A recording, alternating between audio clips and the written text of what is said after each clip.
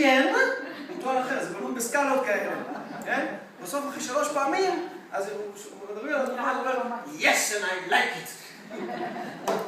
אז יש לנו עזרה בעניין, אבל בכל אופן כשמדברים על ממד של שינוי התנהגותי, הממד הראשון שהוא הממד הכי ברור זה לגבי שינוי בהתנהגות. ואז אם אדם לא שינה את ההתנהגות שלו בפועל, אז אומרים, האדם לא השתלט. לא השתלט.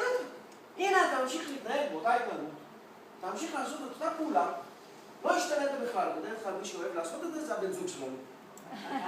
הוא הכי אוהב לעשות את זה. בשביל מה את הולכת לכל הסרטאות האלה? מה יצא מכל זה? נשארת אותו דבר, אתה יודע מה? אבל זה יותר גרוע. עכשיו, יש לך גם בלגן בראש. אני אדבר עם דוקטור טבצ'ניק, אני צריך להבין מה קורה פה. אני צריך להבין מה קורה פה. לא שינית שום דבר. בשביל מה שלחתי אותך? זה המשפט הכי כיף. בשביל מה שלחתי אותך? שלחתי אותך? יש לי אישה יותר טובה, יש לי אימא יותר טובה. שלחתי אותך, לא השתנה שום דבר. וככה, מה שנקרא, יושבים ומדברים על מה שנקרא שינוי התנהגות או לא שינוי התנהגות. אז הנה יש לכם מה לומר לבן הזוג שלכם. היום, בלילה, כשאתה אומר, אז מה למדתי בגן היום? יש דבר אחד מאוד חשוב למד. שינוי לא מתבטא רק בהתנהגות. שינוי מתבטא ב3 ממדים. ותמיד צריך להסתכל על 3 ממדים בו זמנית. הסיבה שאני אומר לכם את זה, כי כל הפילוסופיה האקזיסטנציאליסטית, וכל הגישה שעליה אנחנו מלמדים פה, וגם מיד נפגשתי פה עוד מעט, בנוי על 3 ממדים של שינוי.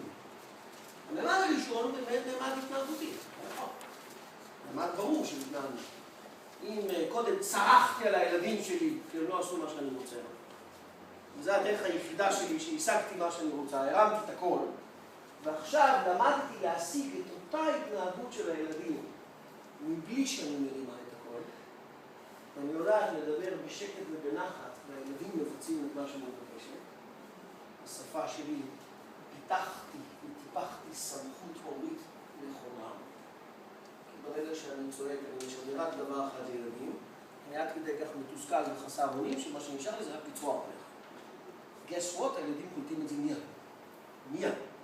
ואז אם פעם יצלמו אתכם למצלמה איך אתם נראים, זה מאוד מעניין להסתכל. בוא לאכול. בהתחלה זה בטון אלט. זה רגוע. אוהב להכין שיעורים. רק רגע. תכף. עוד מעט. פעם השנייה זה אלט מינוס. פעם השלישית זה סופרן. אם פעם יצלמו אתכם איך אתם נראים אחרי 5 פעמים. נו, אם יש לכם מתבגרים, שזה מתחיל בגיל 8, אז הם מסתכלים בשגר, מה קרה? מה צועקת? שתצאת לנו עוד יותר. זה כל הכיף של הילדים. זה כיף של הילדים לעשות את הדברים האלה, שנלמד פעם את אלפרד אדלר, נלמד שיש לצורך לילד במאבקי כוח וצורך בשליטה. כך מתפתח סגנון חיים. אדלר קרא לזה סגנון חיים, ומה שנקרא תוצאות טבעיות. אז ממד אחד של הסתכלות זה ממד של שינוי התנהגותי. ממד נוסף של התנהגות, והוא חשוב ביותר, זה ממד קוגניטיבי, חשיבתי. כלומר, לא תמיד אני מצליח לשנות את ההתנהגות. אבל אם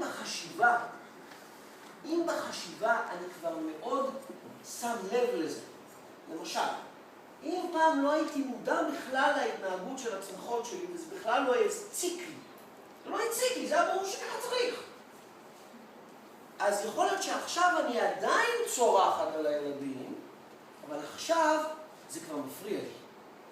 אני עכשיו מסתכלת על עצמי ומדברת על עצמי. מה זה לחשוב? מה זה חשיבה? לחשוב זה לדבר עם עצמנו בלי קול. כשאני רוצה לדעת מה האדם חושב, אני יכול להגיע לחשיבה של האדם בשתי פעולות. אני יכול לשאול אותו, מה חשבת? אני יכול להגיע לאותו אדם ולשאול אותו, מה אמרת לעצמך באותו רגע? אני מקבל בדיוק את אותו דבר. כי חשיבה זה דיבור עם עצמנו ללא קול. ואז אם אדם עדיין לא שינה את ההתנהגות שלו בפועל, עדיין נגרר ונשאב לצעקות, אבל כבר מופיע הצרצר הזה, שאומר, אני נגררתי לזה, בשביל מה הייתי צריכה להיגרר לצחקות האלה? בשביל מה הייתי צריכה להגיד? זה קורה לנו לא רק עם הילדים שלנו, זה קורה לנו עם ההורים המתבגרים שלנו. זה קורה לנו גם עם חברים. שפתאום אנחנו מזהים ומתפתח איזשהו שריר שלא היה קיים קודם לכן. זה השריר הזה שמסוגל להפעיל חשיבה על ההתנהגות. ולבוא ולהגיד לעצמנו, מעניין מה קרה לי שנגררתי? מעניין מה קרה לי ששוב לא יכולתי לעצור? למה אמרתי לעצמי שאני לא אקח את הממתק הזה, ובכל זאת ויתרתי לעצמי. ואמרתי לעצמי, כן, את הדיאטה מחרתיים, אחרי החגים, שראש הממשלה יתחלף. אז אני אתחיל את הדיאטה. אנחנו מכירים את הדיבורים הפנימיים האלה כל הזמן. ברגע שמתפתח המימד הזה של חשיבה שלא היה קיים קודם לכן, זה שינוי. זה שינוי מאוד משמעותי. הוא עדיין לא מקבל תרגום ברמה התנהגותית, אבל הוא שינוי בממד חשיבתי. הוא חשוב מאוד, ולכן צריך לעודד אותו מאוד. כי אם הממד החשיבתי הזה קורה, מן הסתם גם באיזשהו שלב במקרה הממד ההתנהגותי. כשאדם חושב על זה, זה מה שנקרא מציק לו, הוא נותן את הדעה שלו על זה, אז הוא כל הזמן עסוק במה לא מאפשר לי לתרגם את זה להתנהגות. רוב האנשים בעולם יש להם מודעות קיימת. רוב האנשים יש להם מודעות. נותן חסד כולם להרבה אוכלוסין. תוך העניין, כדי שלא ניכנס לוויכוחים פוליטיים. אז נותן חסד. הבעיה של אנשים היא לא ברמת המודעות שלהם. היא ברמה מה הם עושים מהמודעות הזאת. מה קורה במודעות הזאת? ואז קורה הסיפור הבא, שהוא סיפור דרך אגב אמיתי, ואז זה התפתחה בדיחה. אדם אחד שהחליט ללכת לטיפול, ובגלל שהרבה מאוד זמן הוא לא יכול היה לשלוט על הסוגרים שלו. היה לו מה שנקרא, הוא אומר זה הרטבת לילה, הוא לא היה ילד. הוא הולך לטיפול, הוא אומר חצי שנה, אחרי שהוא אומר חצי שנה לטיפול, הוא עושה מסיבה. מה, יש מסיבת טיפוסים, מסיבת בוגר טיפול, מה רע? בסוף, מכל האנשים יש אחד שכמו בגדי המלך החדשים, הוא רוצה לשאול, סליחה, אדוני, אני יכול לשאול על מה אנחנו חוגגים? מה הסיבה לחגים? מה זאת אומרת? הייתי בטיפול חצי שנה, אז עכשיו סיימתי את הטיפול, אנחנו חוגגים. אתה יכול להסביר לכבודו על מה היה הסיבה לטיפול? כן, תשמע, אתה באת לילה. אז אני מבין שעכשיו אנחנו חוגגים מכיוון שאתה כבר הפסקת להרטיב. לא. אז מה עשית חצי שנה? עכשיו אני מודע בדיוק למה זה קורה. אז זה נורא נחמד, נורא יפה, אבל זה רק ממד אחד. רוב האנשים מה הם עושים מהמודעות הזאת, ומה לא מאפשר להם לתרגם את המודעות הזאת, זה באמת ממד התנהגותי. אנחנו מסתכלים על כל, אני מניח, נכניס את המילה הזאת גם בגרמה, על כל הגשטט. זו מילה בגרמנית שאומרת על כל השלם, על כל התבנית, על כל המערך כולו, לא רק על הממד ההתנהגותי, אלא גם על הממד החשיבתי, שיודע להתבונן. הנה באה ההגדרה של עבדכם הנאמן, ומזה באה צמחה ההגדרה של עבדכם הנאמן, היא לא מופיעה בשום מילון. מה זו מודעות עצמית? מודעות עצמית, שאנחנו אומרים להשתמש במילה הזו מאוד יפה, אבל מה זו מודעות עצמית? זו הגדרה, אני מאוד אוהב להגדיר הגדרות בצורה מוגדרת. והגדרת הגדרות בצורה מוגדרת, צריך להגדיר מה זו הגדרה של הגדרה.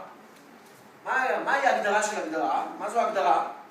לעומת תיאור, הגדרה של הגדרה זה אומר מינימום מילים למקסימום תופעה. זו הגדרה. מינימום מילים למקסימום תופעה. ככל שאני מסוגל לתת מעט מאוד מילים, להגדיר תופעה יותר מוכרת, אני מגדיר. אם אני רוצה לספר תיאורי ביאליק וצ'ייקובסקי וזה, זה נורא נחמד, זו לא הגדרה. אז הנה ההגדרה של מודעות עצמית. הפעלת אני מתבונן על אני פועל.